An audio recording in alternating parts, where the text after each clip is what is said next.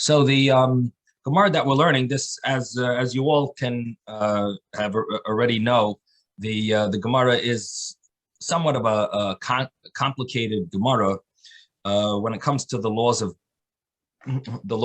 brachos. Brachos are not easy, and especially because it's a lot of number one, you have a lot of opinions in the laws of brachos, and number two, even to understand the practical side of it, it's also not so clear.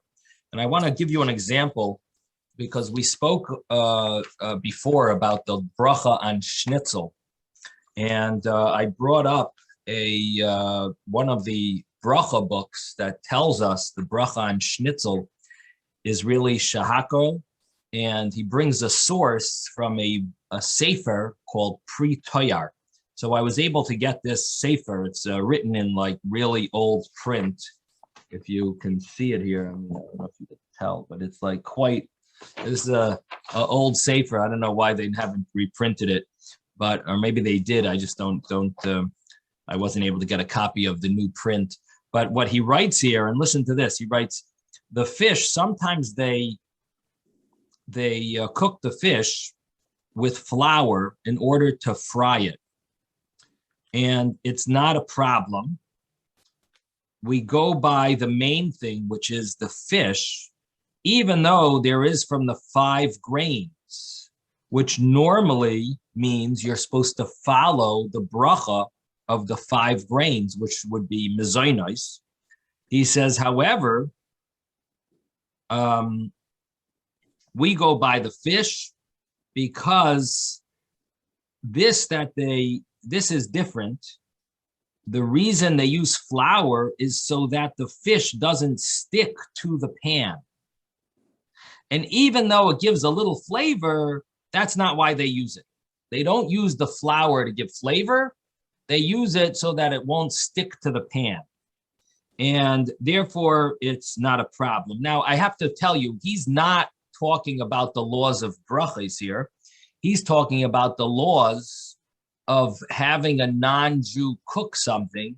And if it would be flour, it would have a different issue of being cooked by a non-Jew. And he's saying the flour is not considered significant because they don't use the flour as really meant. It's not meant for taste. It's not, even though it does add a little taste, it's not meant for that. It's meant so that it doesn't cause the fish, that the fish doesn't burn. And that's why they put the flour there.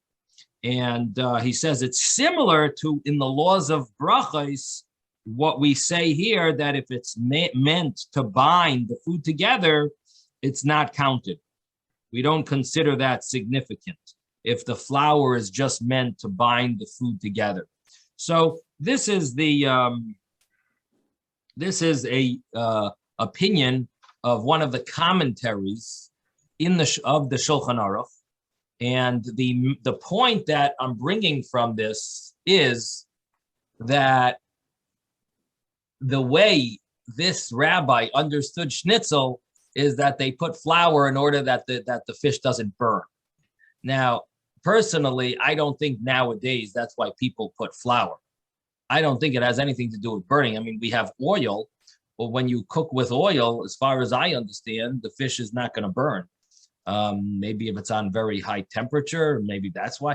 I don't think they use flour in order so it doesn't burn. I mean, I think maybe it's for flavor. I think it adds a little crunch to it.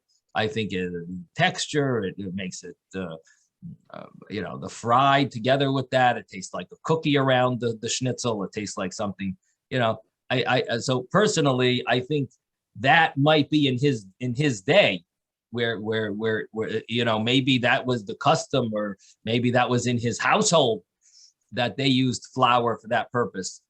But as far as I understand, anyone that's cooking schnitzel now, I don't think that would be the reason. And it would seem to me like that would be a good reason to say shahakal on it. You're welcome to argue with me. I see we have a few people.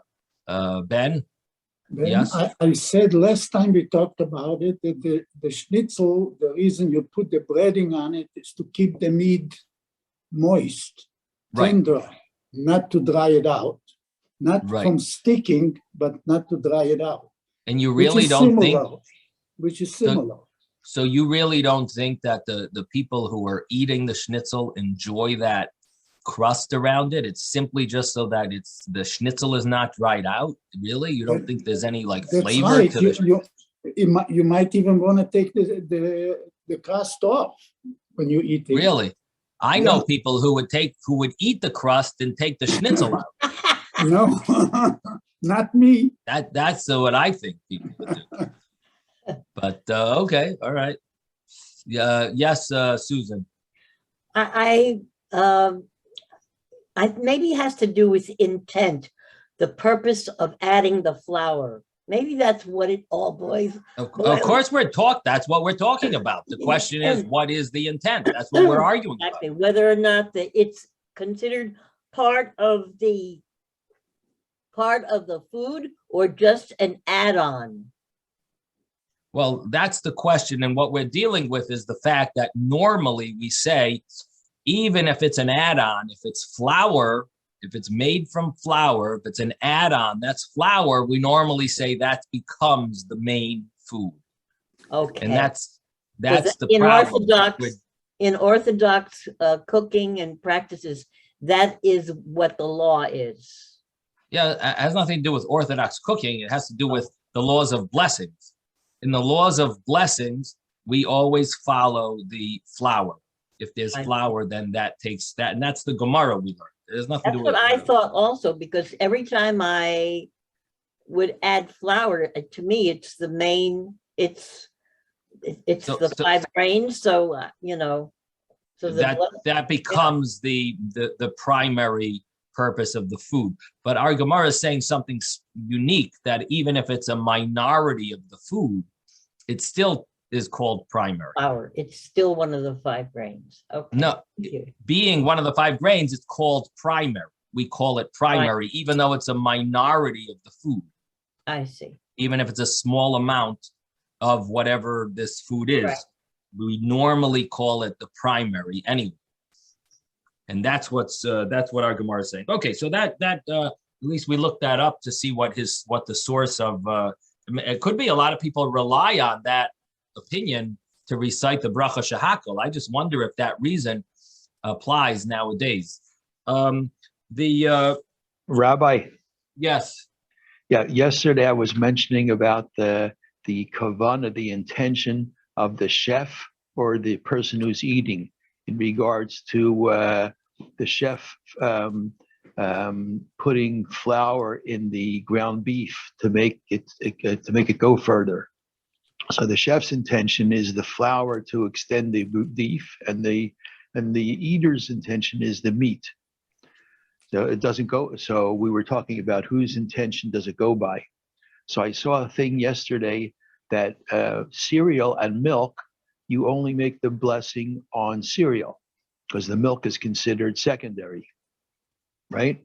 However, for children, Rabbi Moshe Feinstein says that the intention of the parent is to get the child to drink the milk, and they're using the cereal as a way to get the milk into the child, and therefore, for a child, they should make a blessing on both the cereal and the milk, because even though it's the parent's intention is to get the milk in, the child's intention is for the cereal. So therefore, both of the blessings should be made for a child. All I could tell you is that, well, that is interesting. With regard to a child, you're dealing with another issue, and that is that who's obligated in reciting the bracha for the child?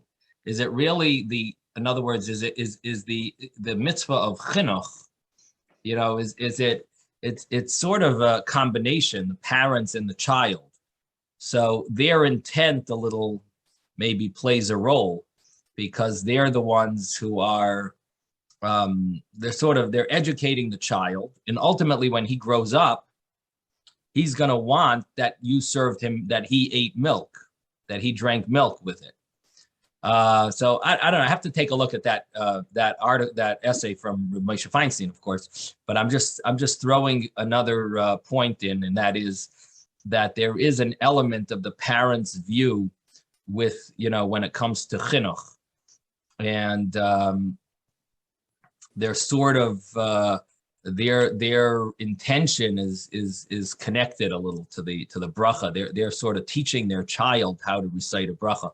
But in any event, all I can tell you is that if it's a minimal amount of milk, according to the brachas book from Art Scroll, if it's a minimal amount of milk, you only say the bracha on the cereal. If it's an excessive amount of milk, they tell you to recite the bracha on both the cereal and on the milk if it's a different bracha. So it's just it's just good to know that there are other opinions. I mean, I could take a look over here, but I don't know. Not every. You have to keep in mind that what you're quoting from Rav Moshe Feinstein is a view. It's a very it's a solid view, but there might be other views we should maybe check and see if anyone else would argue. But that is interesting, and thank you for bringing it up, David, because that is interesting. Why would the parents, does that make the bracha? I mean, it's an interesting insight that the parents can decide where your benefit is. I mean, that's a big chiddush. That's something very innovative to say. So I do have a set of Moshe Feinstein's responsa. So I will I'll take a look in Mitzvah Shem after. But here he says, when milk is added, we say a bracha only on the cereal. So the Lubavitch book on brachas also mentions only you only recite the bracha on the cereal. I think it depends how if you right, like if you would specifically want milk as well, and you're going to be drinking the milk after you finish the cereal as well on purposely drinking the milk for the for the thirst and other purposes. But in general, as we're learning here, the cereal would be the primary food when it's mixed together. Okay, so we are on page 37a, but I do want to go over the Gemara that started on 36b. Again, we're learning the Tractate Brochos. We're on page 37a, but let's go over the Gemara that we did yesterday. We started on 36b. The first thing I want to mention is this Tosfos that I just quoted, the bottom Tosfos on 36b. I just mentioned, as we mentioned a few times, that anything that's there just for binding purposes, any flour that's there, that would be an exception to the rule. Now, what's interesting is what Tosfos says over here is that if it's only for binding purposes, you don't need to recite a Bayrei Minei Mezainos. You don't need to recite a bracha Bayrei Minei Mezainos. And that is subject to a lot of discussion, because what does that mean? What is the proper bracha? If you add flour for binding purposes, and one example would have been what we spoke about yesterday, maybe with meatloaf, it seems like they put flour in to make it hold together better, maybe, or something. That's what it seems like, because some of the brachas books said meatloaf was shahakol, and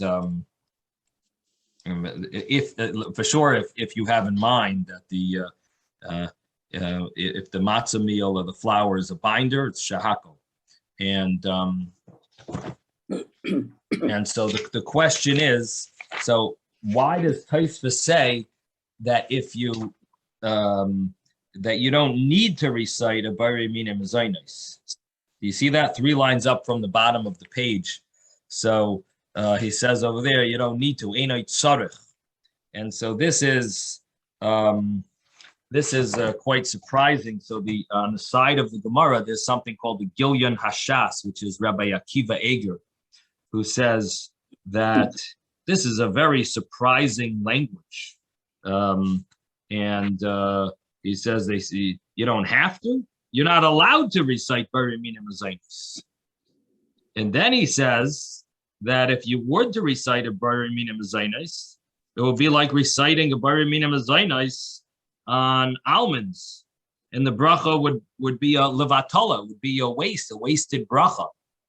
So this is a interesting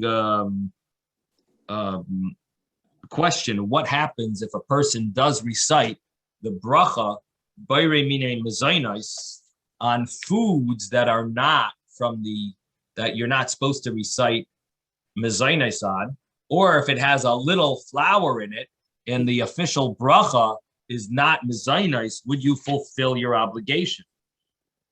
Now, I don't know if you remember, but we did learn a Gemara earlier about a person who makes a vow, hanoider min hamazoi, a person who makes a vow from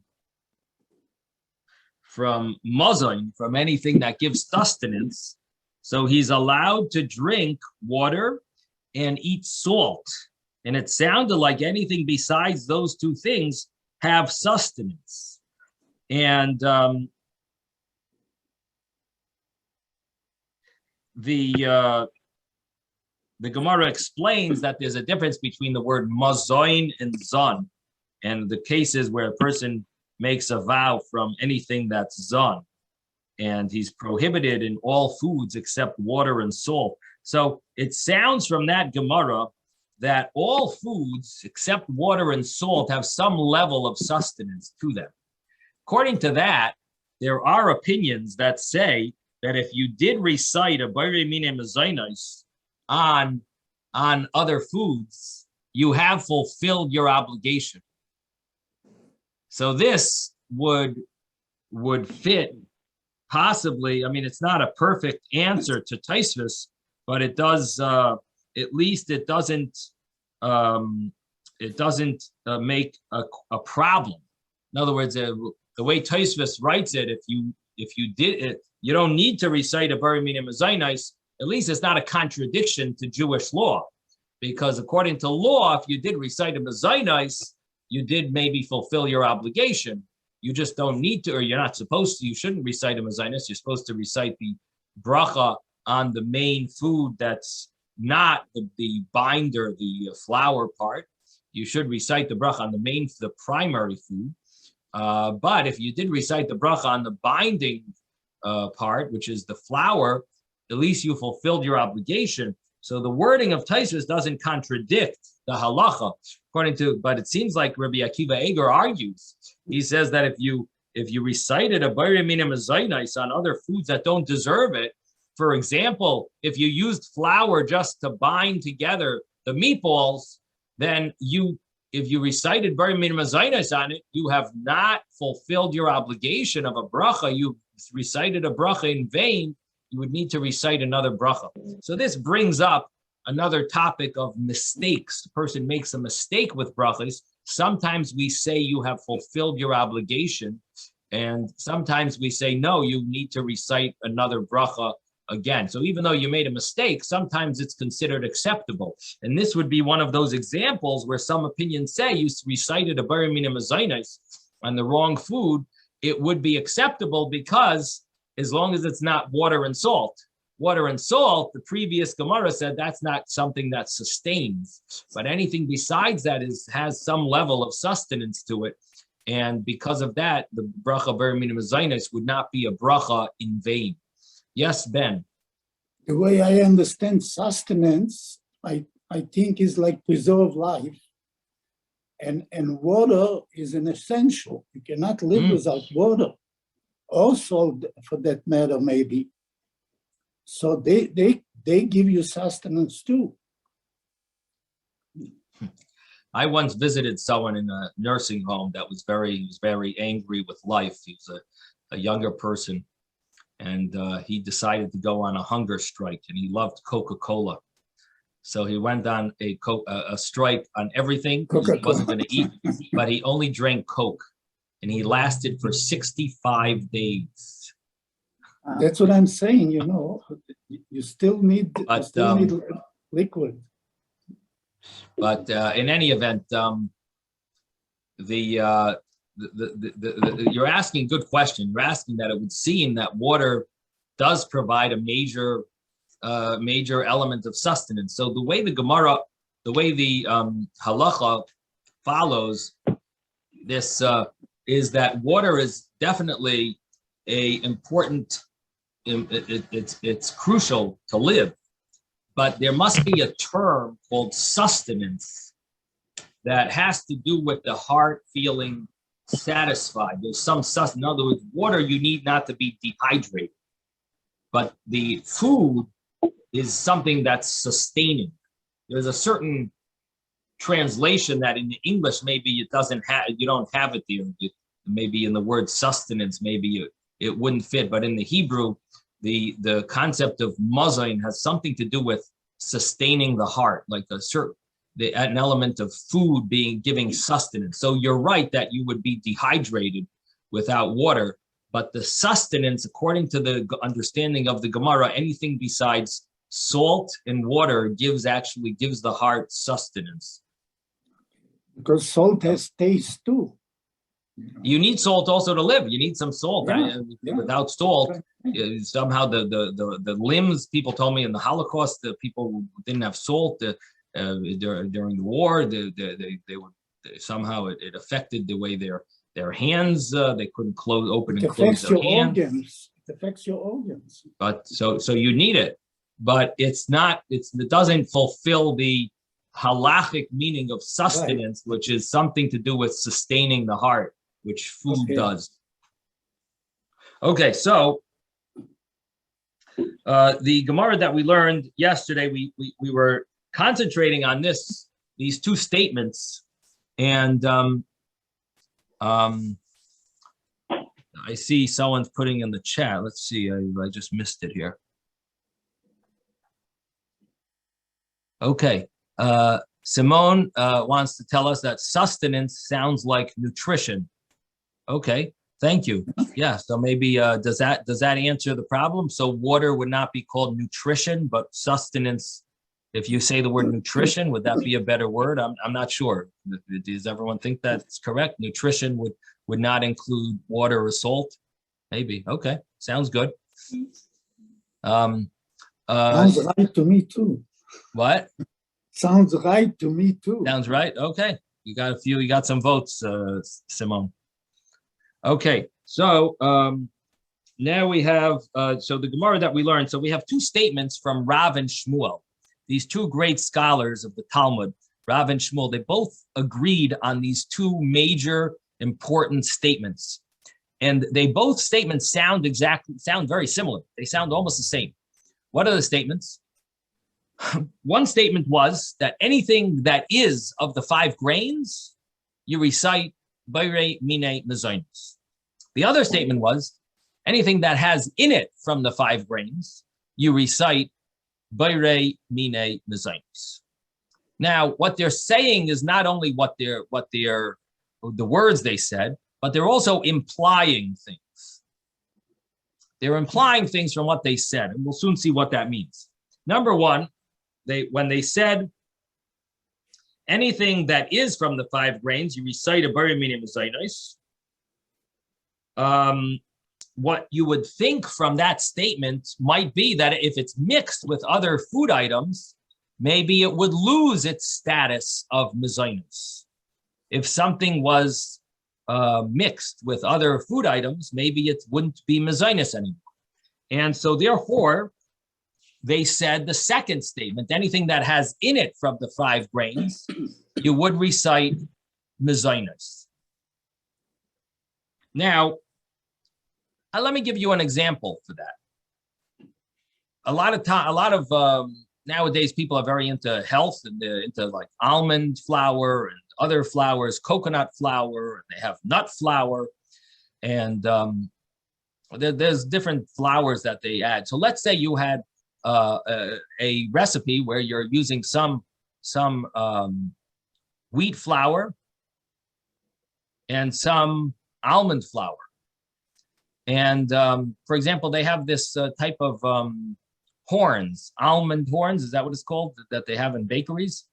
So sometimes they'll use a mixture of wheat flour and almond flour. Sometimes it's only almond flour, but if it's a mixture, you have to decide as long as it's not to bind it together, but it's to give it flavor, what would the bracha be? Or another example would be corn muffins. There's a lot of corn muffins out there that are a mixture of corn flour and wheat flour. So what would the bracha be? Would you recite the bracha on the corn flour? That would be a bracha of shahako. Or if it was a wheat mixture of wheat flour and corn flour. So our Gemara is telling us the answer to this question. And even if it's 70% corn flour and 30% wheat flour, what would be the bracha on the corn muffins? So our Gemara just said anything that has in it from the 5 grains, corn is not one of the 5 grains, but wheat is. So if you have a mixture of wheat flour and corn flour, the bracha would be, as long as it has from the 5 grains in it, a mixture, the bracha is Bayrei Mine Mezainis. So now you have the answer to corn muffins. Now you always have to ask, because sometimes they have gluten-free corn muffins. And they specifically leave out wheat flour. So you always got to find out when you have a corn muffin, is it really corn only or is it a mixture? But if it's a mixture, and if you assume that the wheat flour is there for flavor and not just to bind the corn flour together, then it would be Bayrei Mine Mezainis. Now the Gemara continues, and it